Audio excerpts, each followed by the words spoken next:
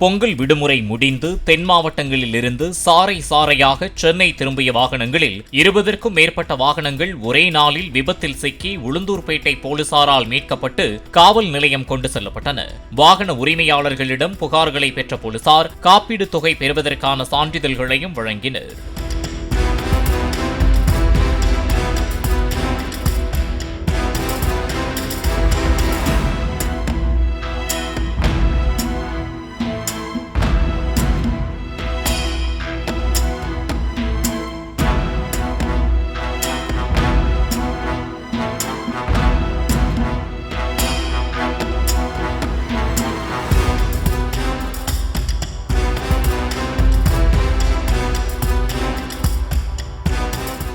Play store மற்றும் app ஸ்டோரில் இருந்து பாலிமர் செயலியை QR கோடு மூலம் பதிவிறக்கம் செய்யுங்கள்.